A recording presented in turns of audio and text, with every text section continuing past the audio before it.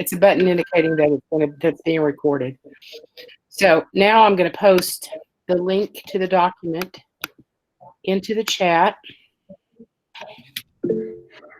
And that's the document that we're going to kind of be using for an agenda.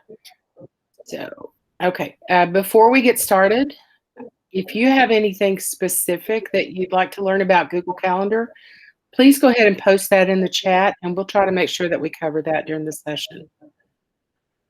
Okay, are we ready to go? All right, I'm going to share my screen, and I'm going to start with our agenda.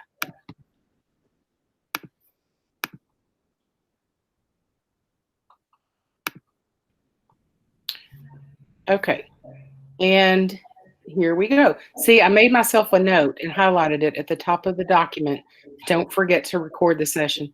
So unfortunately, I remembered. Okay, so we're going to start with some basics of Google Calendar. And one of the first things that we want to do is locate it if you aren't familiar with it. We're going to try to locate the calendar, and we're going to take a look at how we can look at that. So I'm going to go to the MISD portal because this is the easiest way to get to the portal. Let's get to the calendar. And I'm going to go in, oops, this way. It's also the easiest way for your students to get in as well, to find their Google Calendar. It's in Google Drive. But once you're signed into this, you're signed into everything.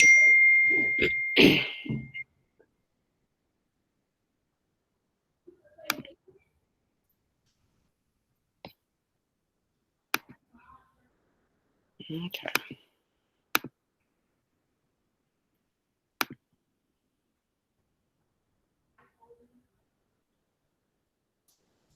Okay, come on.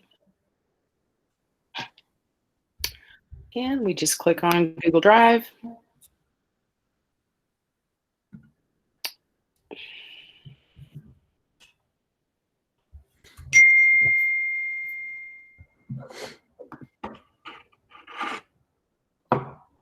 Okay, and while Google Drive is taking a second to load, we don't really have to worry about that because Calendar resides right over here in this little grid, the little nine dots. And so when I click on it, come on, you can tell I haven't logged into the portal today. Here's the calendar. Now, if yours doesn't show up immediately at the top, then that's fine. It just means that you probably haven't accessed Calendar very often this way. So it could be down a little further in the page.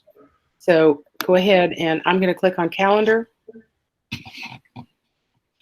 And this will bring you to, I guess, the home page of Google Calendar, or the main page of Google Calendar, where you're able to see all of the calendars that you're subscribed to. So I'm going to show you just mine. And this is, I'm looking at the one-day view. This is just today, April 14th. And I'm going to take everything off except my own calendar. And so right over here on the left-hand side in the menu, there is, of course, the whole month of April. And then there is a place to search for people if I wanted to set up a meeting with them. Underneath that is my calendars, and there's a very long list, and I'll tell you why in a little bit. I can minimize that by just clicking on the little caret. I can also go down to my calendar and notice that I get 3 dots. Okay, Google's magic 3 dots. When I click on that, then I have some options. I can display this calendar only, which would just show this one on the screen. I can go to the settings for this calendar, or I can even change the color of the calendar. And by default, that changes all of the events that I put on that calendar to whatever color I choose. And now what I want to do is just display this calendar only. And you can see that my calendar looks a little bit different now. And some things are grayed out. Some things are not. This is, these are things that are coming up, that are going on right now. But I have it set so that the things that have already happened are grayed out. I can go back and change my view from this screen from day to week, or I can even change it to the month view, and it's still showing just my calendar. Okay, it's only showing my calendar. Now, when I'm looking at the view, I can show a schedule, which is really kind of cool. It'll give me the schedule for the day if I wanted that. I can also see a 4-week calendar, which is a little different than a month. I could see, um, I could change it to a different view, like the week or the month. I can change it when it's in the week or the week, month, year calendar. I can choose not to show weekends or to show weekends, whichever one I want, and even show declined events that I've been invited to, but I couldn't attend. Okay, so I'm going to go back to the day view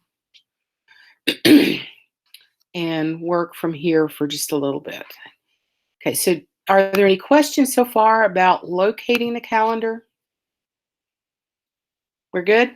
There's nothing in the chat. If you have questions, please put them in the chat, please. Okay, so I'm going to go back to my calendar. But first I need to check on the agenda. That's not it. Here's our agenda. Okay, so we've located the calendar, but there's a shorter way to do that. I went through the portal and I wasn't signed in, so that signed me into everything. But there's an easier way if you just want to go straight to your Google Calendar. You can just type in calendar.google.com like I have on my screen. And once you type that in, you're golden. If you haven't logged in yet, then you'll be asked to log in. But after that, you're going to be right there. Okay, we'll go back to the calendar. I've shown you calendar views. The next thing is to create a new calendar. So if I want to create a new calendar, then I can go down just a little bit farther. I'm going to, remember I told you I could minimize all of this list. I'm going to go down to other calendars. And from that menu, I can either subscribe to a calendar, create a new one. I can browse calendar resources and calendars of interest. I can locate a calendar if I only have the URL, or I can import a calendar. We're not gonna do a lot of talking about importing calendars. It's a little bit complicated for a basics class. But if you need more information on that, I'll put the link. COVID-19 and the effort to boost testing. Okay. Did somebody have a question? Yep. Okay. All right. So creating a new calendar and adding an event is what's next. And I'm going to create a new calendar. All I do is click that create. And then I can name it.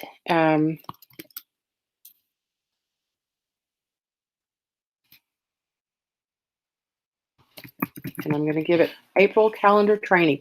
I can give it a description. I have to name it, but I don't have to give it a description. And this page is where I can also set all of these different settings, like the time zone. It's also shown that I am the owner of the calendar and that Mesquite ISD is the organization that manages this whole account. So all I do after adding the name of the calendar and choosing my time zone is hit create calendar, and now it's created the calendar. Okay, so I can go back now by clicking the arrow, go back to this, and now my new calendar is automatically checked in the list. It also has a default color of kind of a peachy orange color. I'm not crazy about that. Let's just go full on orange. And that is now a calendar that also would show up here. If I had an event on the calendar, that would show up, but I don't have any events on the calendar, so it doesn't look like there's anything there. That's creating a new calendar. Let's go to the April calendar, the new calendar, and I'm going to display this one only. And this is today. If I want to create a new event, all I have to do is find the time, find the day. I don't even really have to do that. If I just double click on it, it creates an event. And I can name the event, and then I can choose the date. If I click on the wrong date, so what? Doesn't matter. Let's say I want to do it tomorrow, and I want to start my event from 3 to 4 p.m. on April 15th. I can change the time zone if I need to. I can also change it to an all-day event, and that takes away my choices for the time. If I need to, I can make it a repeating event, repeat daily, weekly on Wednesdays, and then there are many other choices.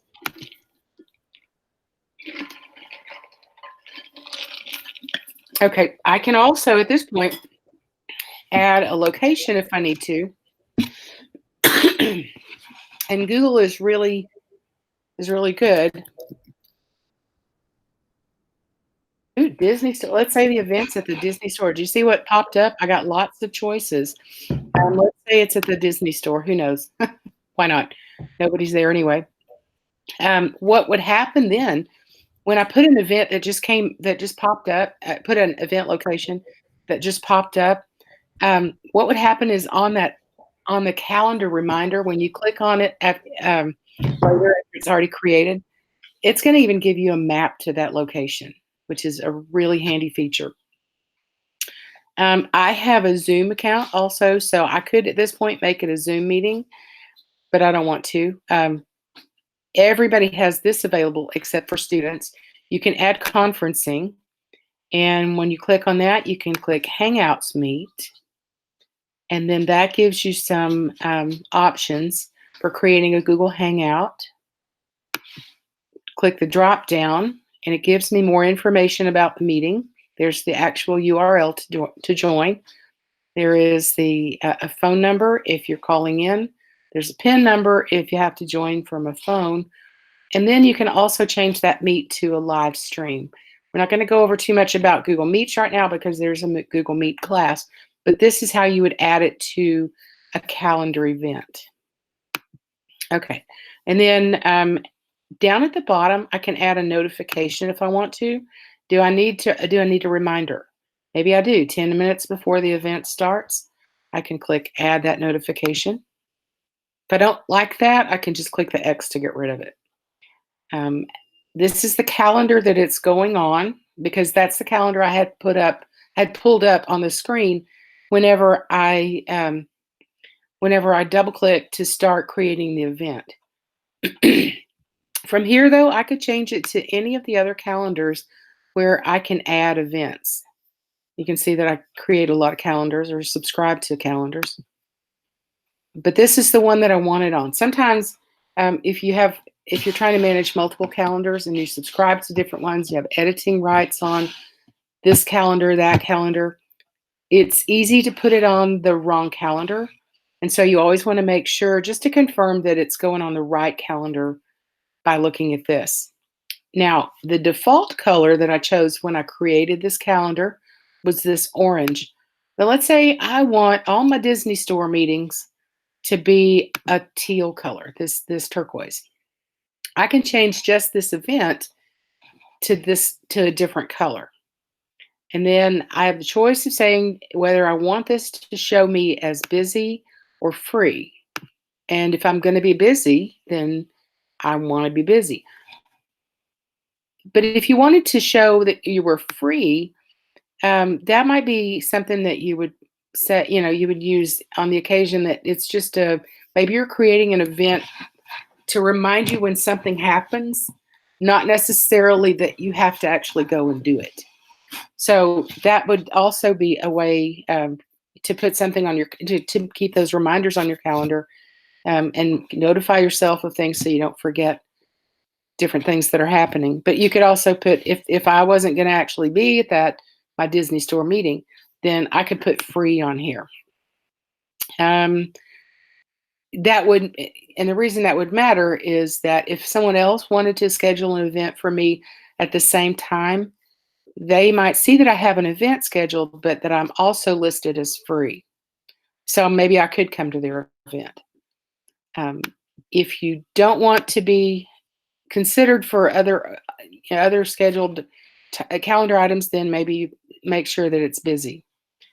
Okay, and then the default visibility, is it public or private? And the default for mine is probably public. I don't know why. I'm going to turn it back to default. We'll talk about that in just a minute anyway. But you can choose whether this event is public or whether you want this event to be a private event. And notice that the description changes every time I change that selection. Public means that anyone can see this, including the description and the names of the attachments. If I make it private, then the event's details can't be seen by others unless they have permission to make changes to events on my calendar. And we'll get to we'll get to sharing and all that in just a little bit. Okay, down here I could also add a description. Let's say I'm going to invite some people to meet me at this to join me at this meeting. And if I want to, I can add something like an attachment if I have a document they're going to need. I can also add a link to something, which could be a link to a document in your Google Drive, for that matter. Actually, if I'm going to attach something, that's where I would attach it from my Google Drive. So it'll pull up the recent things. Oh, there's a nice piece of graph paper. They're going to need that, I'm sure. And then this is just like pulling it from your Google Drive, or you can even upload a document. Okay, so now I have a piece of graph paper. They're going to need graph paper at this meeting. So, and then if I needed to insert something else, I could also attach it to that and prepare everybody for the meeting ahead of time. Let's say I want to invite Jack to my meeting. All I have to do is to put under guests, type his name in, and then these are the permissions that he can have. He can modify the event if I want to let him do that. But by default, guests get the option to invite others and to see the guest list. You could turn that off just by unchecking. Okay, and then once I've got all the events set, then I just need to click save, and I'm going to be able to send an invitation to the guests that I've invited, and Jack is going to get an email inviting him to this meeting. Oh, I need to add Jack to this file. Going to give him access. Notice I can just do this. Yep, he can comment or edit on the file. We'll give him that. But I can change the file's permissions right in the calendar event. When I attached that from my Google Drive, that made it so simple. Okay, are there any questions so far? We've kind of gone pretty fast. So the two that were kind of addressed was, how do I get an event that is going to send via email into my Google Calendar? Whenever somebody sends you an event, even if you don't accept it, it will still put it on your calendar. But you should get an email, and that email will say, you have an event, and there's a whole host of choices, and you can accept the event. It'll put it right on your Google Calendar. Another one said, I see that I have all my classes are there with a check mark and the different colors. Mm-hmm. Whenever you open a Google Classroom, it'll automatically create a calendar for your Google Classroom. That is for you to see like due dates and stuff that's due in the classroom. You can just uncheck those and leave them there. As long as you have that class active, they're going to stay active on your calendar. If you delete that class or archive it, they'll leave your calendar then. But just uncheck them and leave them there. Actually, I'm going to go back to the calendar and show that. Cool. Yes, Daniela, your question, will the meeting be recorded? Yes, it is being recorded. And there is an event. Let me see if I've still got yep, okay. I think this is the event agenda that I just posted down at the bottom of the chat. So I'm going to go back to calendar and look at one question. Okay, I'm going to talk about Google Classroom calendars because Jack just kind of brought that up, and now I want to make sure that we know kind of what to expect. If you every calendar Every Google Classroom that you create has a calendar associated with it. And even every classroom where you're a teacher has a calendar associated with it. I think every classroom where you're actually a student has a calendar. You'll still see the calendar. So if you don't want to see those calendars, for instance, this one that is for new teachers to Horn High School. I can hide this from the list, so I don't have to see it. I'm not deleting it from anybody else's list. I'm just going to hide it from my list. And it doesn't do anything to the calendar. I can go back and unhide all I want to. And on a settings screen that we're going to go to in just a little bit, I'll show you how to do that. So all of these other calendars are calendars to which I subscribe, or which I've created. There's a bunch. And down at the bottom, though, remember this plus sign? I can subscribe to a calendar. If I click on that, then I could find a calendar. Let's see. Let's check Miss Panosar and see if I can pull up her calendar. She might not have it shared, but it looks like she has. Anyone can see nothing. I can only see free and busy on her calendar. She's a teacher I work with at Horn, and I don't think she'll mind. But nonetheless, if I have subscribed to her calendar, that's all I have to do. Just find the name, and then it's going to show up at least as much as she'll let me see down here in the other calendars list. Okay. Now I can uncheck it if I don't want to see what's on her screen. I can recheck it, and it shows her on the right-hand side of my screen. It's showing today's view for her, because remember, I've got the day view for me. A day view is the default then when it comes up when I see her calendar. Okay, I'm going to hide it from the list so I don't see it. And then you can see that there are a bunch of calendars. You can search for coworkers' calendars. You can search for browse calendars of interest.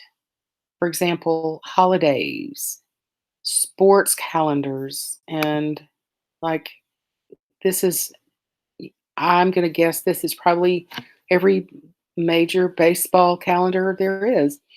Basketball calendars, cricket, football,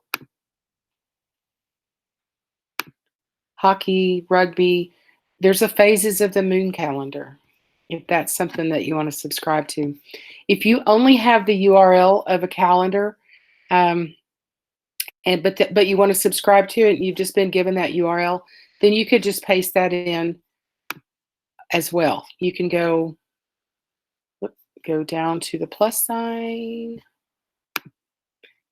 and subscribe. Oop, hit the wrong one. Never mind. Back it up.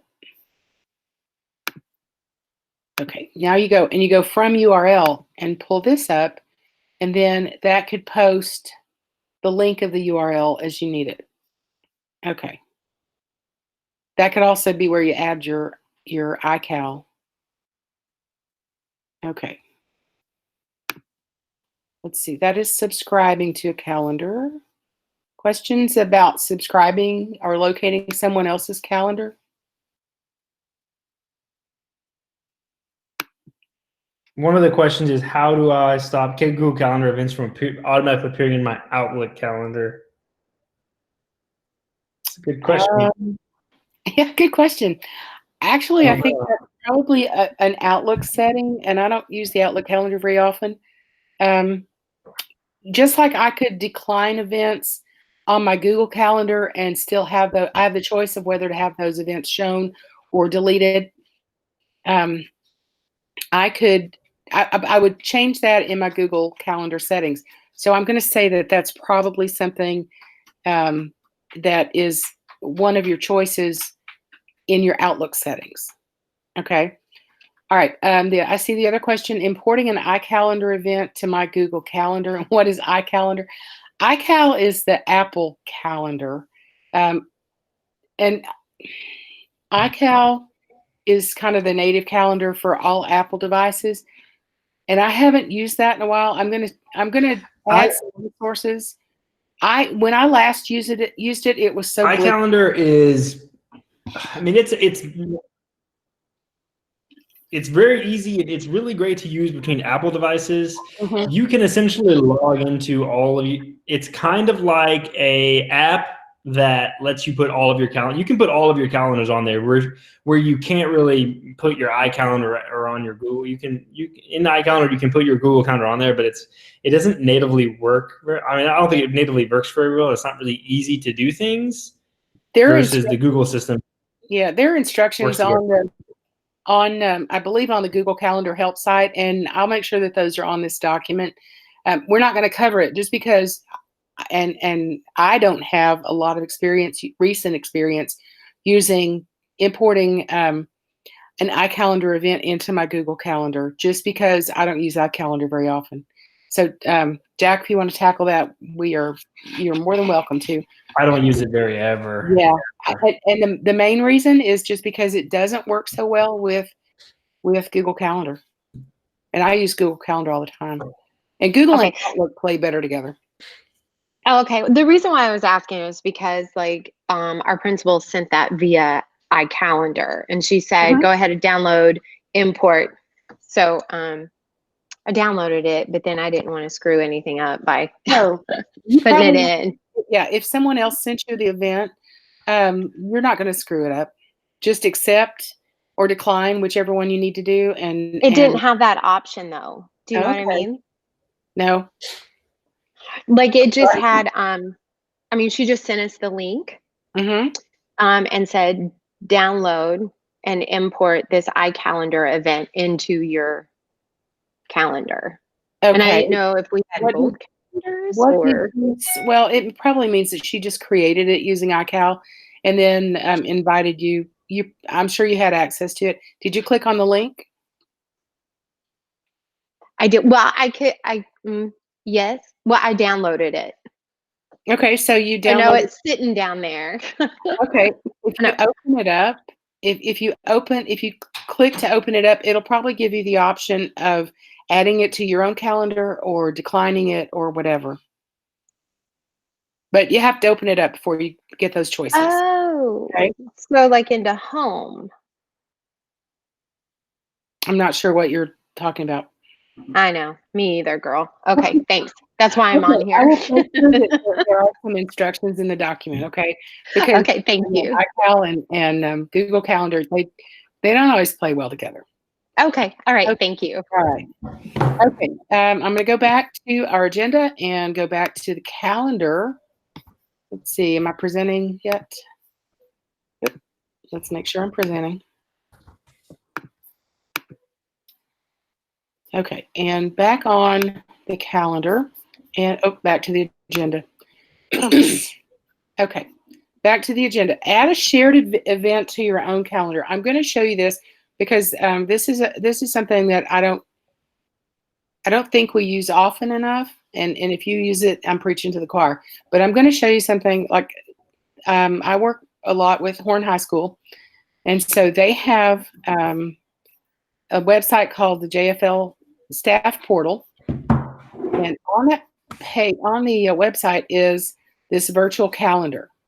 I don't have edit access to the calendar, and that's fine.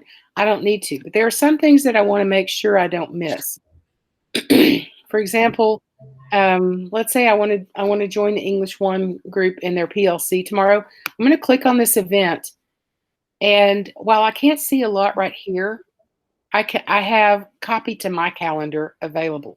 Okay, that's really easy, but I can also just click on more details, and then I can see all of this other detail information, which will eventually come up pretty soon. Maybe not. Oh, there it is. Okay, now I know it's going to be on a Google Hangout, so all I'd have to do at the time of the event is click on the link for the Hangout, and then by going up to the options right up here at the top, the 3 dots, Google's magical 3 dots, I can copy it to my calendar right now. Okay, so I'm going to click copy to my calendar, and then I have all of this information on my calendar, and it looks just like a regular calendar event. Now, if I edit anything, will it change the event on the other calendar? That's your trick question. Who knows the answer?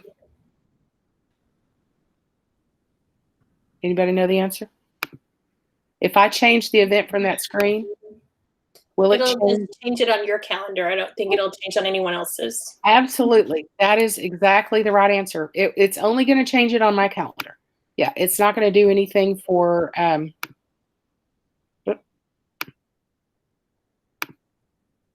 there it goes. It's not going to do anything for, I have too many calendar windows open. Can you tell? Where, there it is. Yeah, there's the right one. Not going to do anything to the main event, the one that's on the main calendar. It's just going to do it for mine. I'm going to click save because I do want to try to make that. All right, I'm going to click to close some of these windows so that I don't get confused again. All right, and back to the agenda. Okay, so questions about adding an event on a shared calendar. Any of the events that I found on any other shared calendar or a calendar that's been shared with me, I can add that event to my own calendar. Like if I go to Leanne Hooper's calendar, I click on an event, let's say, oh, I want to go to this. If she's given me access to see the event, then I can also copy it to my calendar. I don't need to, but I could. So if someone shared a calendar with you and they say, oh, go look at my calendar, and you can just copy that event to your calendar, then you'll be able to do that. Questions about that? No questions? No, none on the chat. None on that. Okay. All right. Let's see. I'm going to go back to sharing and whoops. We're going to finish the last of this. Okay, so the next thing on the calendar, oh, the next thing is embedded in a website. Back on a Google Calendar, let's say I want to go to my calendar, display only. I only want to see that one right now. Back to those three dots, though. Y'all need to remember the three magical dots with Google. Every time you see those, it's a menu for doing something. Going to go to settings and sharing. Let's say I want to put this on this calendar on my on a, let's say, a Google website that I share with my students, which is basically what you saw with the Horn High School site and their calendar. I can go down to in the settings, I can go down to about the middle of the page, maybe a little lower. Maybe a little lower. Okay, there it is, where it says integrate calendar. It's closer to the bottom. I can share a public URL, which means if the calendar is public, then I can copy and paste this into a website or paste it in an email or something to somebody outside of MISD. Or if I want to put it on my web page, this is the embed code, and I would just copy this and paste it into the web page as an embedded object. Okay, and then this is the public address in the iCal format. Somebody asked about how to do that. I know that when you're setting up iCal to sync with your Google Calendar, you're asked for these two addresses. So that's a very unique address for your calendar. So you have to go into your calendar settings and grab those two addresses while you're setting it up. That's about all I know about it right now. Okay. Now I'm going to go back to the calendar, and then that would cover, that's the settings for my calendar. Let's see what else, what is next on the agenda. Oh, the calendar settings, main calendar settings. So far, we've only talked about the settings for my own calendar, but I want to talk about settings for Google Calendar, your overall Google Calendar behaviors. So from the home page of Google Calendar, if you look up at the top where we change the view from day to week to month, whatever, right over here is the settings menu. And that's settings for all of for everything so far on your Google Calendar. Excuse me. And I'm going to click settings now. And that's going to bring up the general settings for the way all of my calendars behave. So I have the language and region settings, the date format, how do I want that to look? Country, what I want the time to look like, military time or regular. I can display a secondary time zone if I have other interests in other countries, as well as this one, I can set a secondary time zone. I can show a world clock if I want. Then I have to add a time zone. How long do I want the events to meet? Generally, I set mine up for an hour, but you have from 15 minutes to 2 hours. That's your choice. Speedy meetings give you about, I think that gives you about, a 50-minute default. You take that off. Okay. Down below it says if you set your default for 30 minutes, it'll end them 5 minutes early and take them, end them 10 minutes early for longer ones. The default permissions for every time I create an event are right here. Do I want to be able to invite others and see the guest list? This is, remember earlier when I added an event, these two were already checked because that's my choice that I made right here. What do I want guests to be able to do? Okay, and desktop notifications. I get notifications. Automatically add invitations. This just means, do I want the people I invite to an event to get an email notification? You can say yes or no. You have a couple choices on there. And then desktop notifications, those are notifications for me.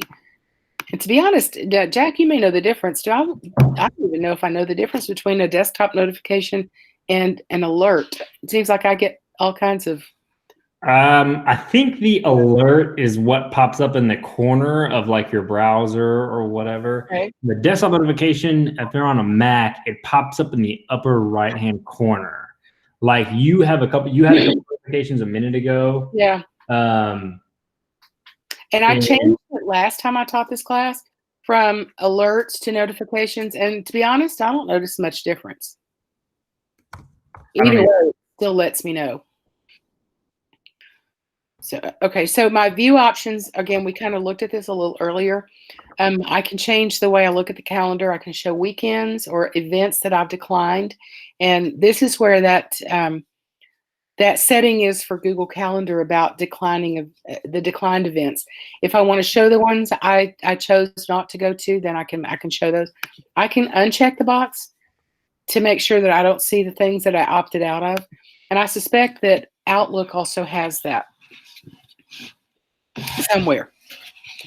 I can show week numbers if I want to. And remember that those week numbers are not our school calendar week numbers. Those are week numbers since January 1st. This is where I chose, excuse me, to reduce the brightness of past events. The things that had already happened on my calendar today were kind of dimmed, kind of grayed out. I can uncheck that and it'll be bright. And then this is the choice of viewing calendars side by side in the day view. I kind of like that, so that's what I did. You don't have to. When does your week start? What's the custom view? Alternate calendars? Any of those calendars that you might like to have also. Events from Gmail. If someone sends me something from Gmail, I'm going to have that automatically added to my calendar. Now, this one I turned on. I think last time I did the calendar training, but to be honest, we don't use Gmail per se in this district, so nobody's really sending me events from Gmail. Okay, and then this is where you set your working hours. Those are the events and the days, the times and the days where if you let people know these hours, then whenever someone tries to send you an event, they'll know that it's outside your working hours if they want you to meet at 5:30 in the afternoon or 10 o'clock at night or something like that. You can also set locations and some keyboard shortcuts as well. Okay, questions about the basic settings of Google Calendar. Remember that this is the general settings for the calendar, not just for your calendar.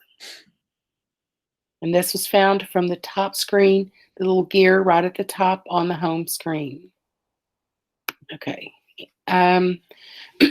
Questions about the settings. I'm going to go into sharing and privacy in just a minute. Oh, we talked about notifications and working hours. So I didn't talk about sharing and privacy. Let's take a look at that. Go back to my calendar. And I'm going to go into settings, again, just for my calendar. And this is where I can allow all the people in my department to have access to my calendar. Okay. I think we did look at get a shareable link, so I'm not going to go over that again. Although I can give public permission, and I don't really want to do that. Google thinks it's tricky enough that they want to give me a warning ahead of time. So I'm going to cancel on that.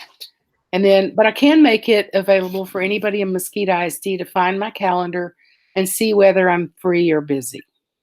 And then other calendar info in Google Apps, it makes it accessible.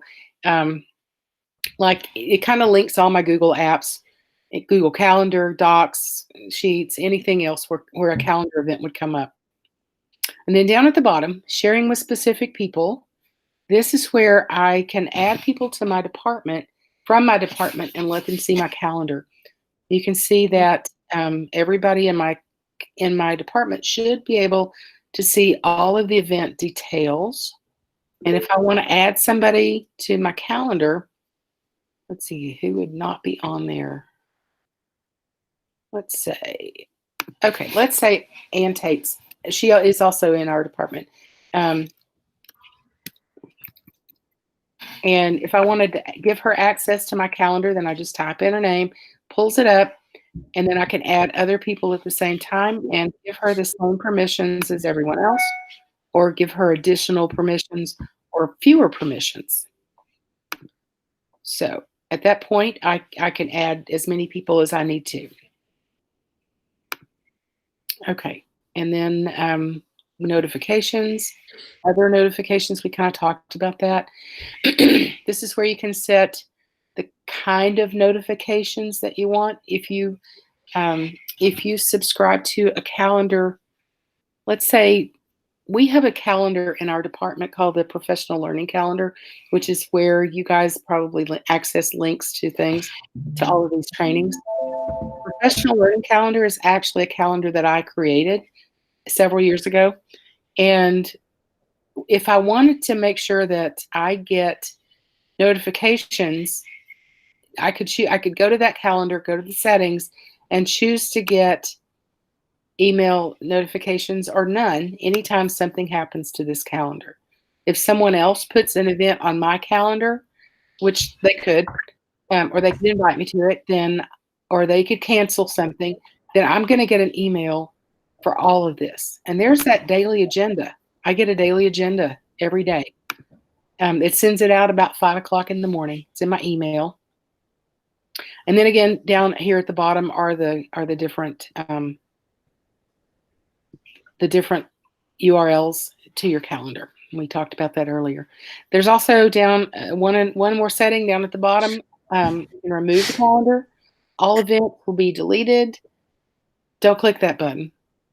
That's something that you're not going to want to click. It'll delete events and just be kind of you'll never be able to recreate them, I don't think. Okay, so I'm going to close this by clicking that caret. And remember that I told you earlier you could hide things. All of these calendars, now that we're in settings, I can still see all of these calendars that I've created. If I don't want to see them anymore, I click right here and it gives me the closed eye, so I don't have to see the calendar. And that's the way I can hide many of them kind of at once. You're not really hiding a lot of them at once, but it's better than having to open each calendar and go directly to it. Okay, I just got a notification, had to close that. Okay, I think that covers pretty much everything about Google Calendar. And I have down at the bottom of our screen, of our sheet, the information for syncing a calendar with a phone or a tablet. Excuse me. Okay. That's kind of Google Calendars. Questions. Oh, can you change the background color of the calendar? No, you really can't. You can change the event color, but it's going to be more of, you know, the text of the event, or it's the background color of the event, not necessarily the calendar. Other questions?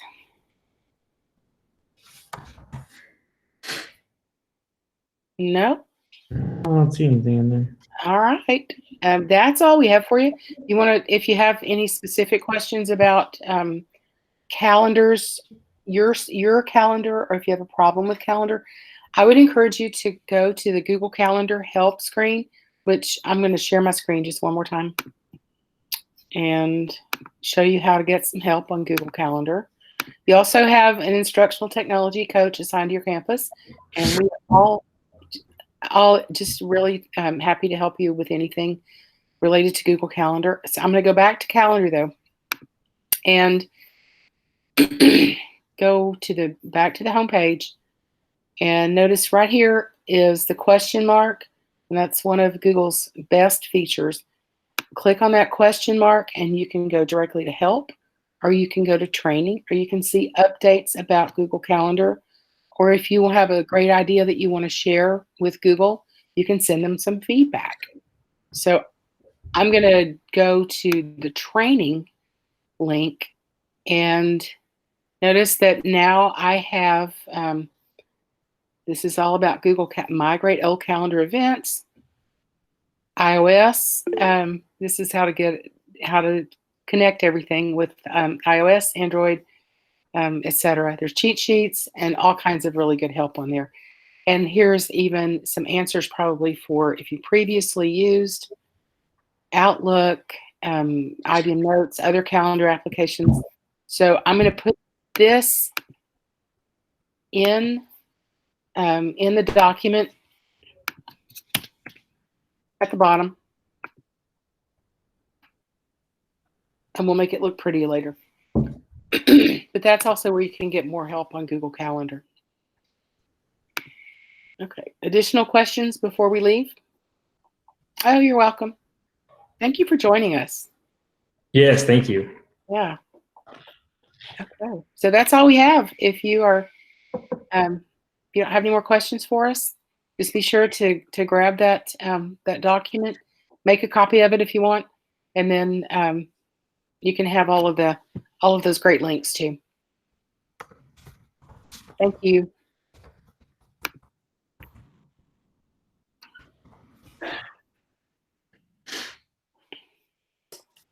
So Tammy, you think it's just in Outlook I can change my settings to stop getting, because they're all coming from like outside of MISD, and it's got I'm having to change all the names on everything. Oh, okay. Yeah, I think if you go to your Outlook help, there may be something on one of the links that I just showed you. And I'm going to stop presenting my screen now so I can actually talk to you. Okay, so on one of the links that I just showed you, that link, that main help screen for Google Calendar, that may be where you could get a little bit of help as far as connecting the two. Well, you should be able to get quite a bit of help, I guess, for connecting the two. But it may have some insight into some of the problems with Outlook. But I would also just go to Outlook help and see if I can change it. Yeah. Because it's all these that are hidden. So I use my Outlook calendar because that's where Linda Samples puts all of our Dr. V stuff too. And so it's in Outlook calendar, but then my Google's just like, and it's all this external stuff, like this is outside the district stuff coming on there. So yeah, it still looks the same for us too. Yeah, I don't like it. So I'm trying to delete, but really not. But so it's really not outside the district. Every time somebody sends me a calendar event, it says this is coming from outside the district, when it's really just coming from an auto-generated email No. related to Google. Okay. That's Yeah, what- and because they're in weeks, all the invitations are looking to be, because we did Monday through Friday, it's all their office hours and all their stuff that's going to my calendar, and it's just, yeah, so. Okay, I'll look at it and see. Thank y'all. You're welcome. Have a good day. You're welcome. Bye-bye. Bye. Are you going to best practices right now, Tammy? Are Yes, you part of that one? Okay. I am. All right, see you there. All right. Bye.